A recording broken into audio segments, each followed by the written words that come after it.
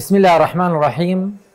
لهنگاوەکی تازەیدا خەستەخانەی مهرەبانی زۆر بە خێراتنی دکتۆر عەبدوڵڵای دەکاتن کە سنتەری ئادەم حەواییان هەیە لە بەغدایە.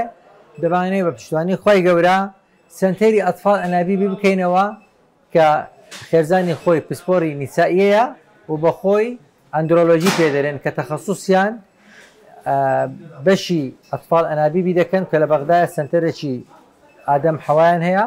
دەمانەوێت لەناو مهرەبانی سنتەری ئەتفاڵ ئەنابیبی بکەینەوە چونکە چارەسەرکردنی نەزۆچی کێشەی یەک کەسی نییە، هی دوو کەسی نییە، هی بنەماڵەکی نییە، هی دوو بنەماڵی نییە، هی سێ خێزانی گەورە لە یەک نەخۆشیان تێدا کۆ دەبیتەوە کە پێی دەرێن نەزۆچی. لێ دەمانەوێتن بە پشتیوانی خۆی گەورە بە هاوکاری هەمووان دەمانەوێتن فەرعەکی ئەتفاڵ ئەنابیبی ئادەم حەوای بەغدایە بینینە ناو خەستەخانەی مهرەبانی بە پشتیوانی خۆی گەورە. زۆر بەخێر بێ کاک دکتۆر. السلام عليكم.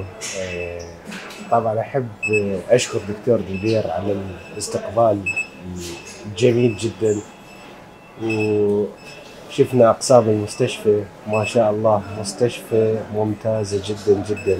عاشتي لك دكتور على هذا العمل والصرح والانجاز الضخم.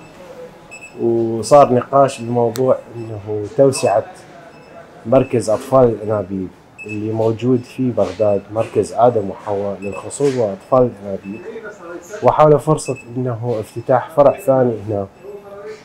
يعني الحمد لله والشكر، يعني لقيت شخص مثل دكتور دلير صاحب سياسات وأفكار نفس سياساتي وأفكاري، وإن شاء الله النجاحات تكون من نصيب الجميع، ونطلع إلى توسع آفاق عمل وتعاون بيناتنا.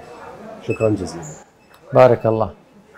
إن شاء الله. توكلنا على الله بإذن الله. إن شاء الله. إن شاء الله. مهرباني دڵسۆزی و لێزانی.